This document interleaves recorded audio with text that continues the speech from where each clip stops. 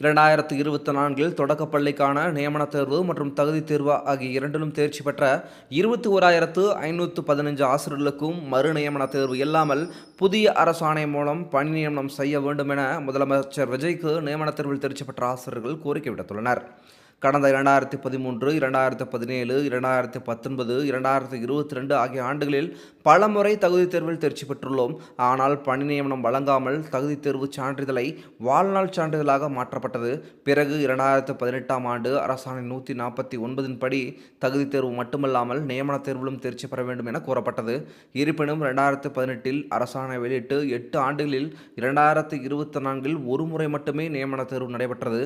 2024இல் நடைபெற்ற நியமனத் தேர்வில் சொற்பமாக 2768 காலி பணியிடங்கள் அறிவிக்கப்பட்டு 2025இல் 20 மாவட்டங்களுக்கு மட்டுமே பணி நியமனம் நடைபெற்றது.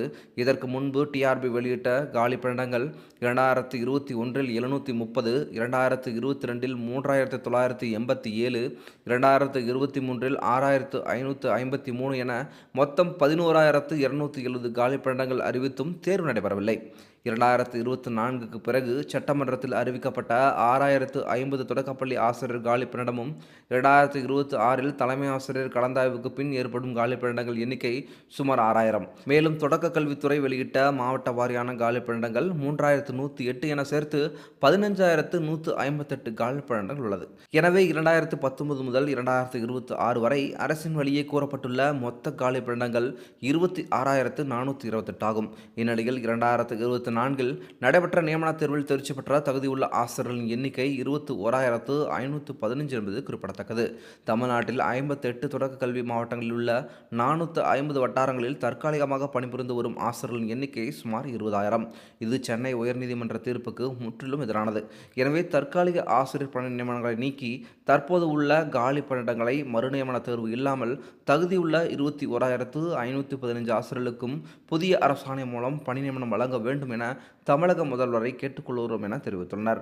மேலும் ஆசிரியர் பணியை மட்டுமே நம்பி 14 ஆண்டுகளில் எங்கள் எதிர்காலத்தையும் வாழ்க்கையையும் சுயமரியாதையும் இழந்து உள்ளோம். மேலும் பெண்களுக்கு 50% இடஒதுக்கீடு உள்ள ஒரே துறை இது மட்டுமே. அதிலும் இந்த தேர்வில் தேர்ச்சி பெற்றுள்ள ஆசிரியர்களின் சுமார் 16,000 பேர் பெண் ஆசிரியர்கள் என்பது குறிப்பிடத்தக்கது. அவர்களின் வயது 40 கடந்த நிலையில் இந்த பணியை மட்டுமே நம்பியுள்ளனர்.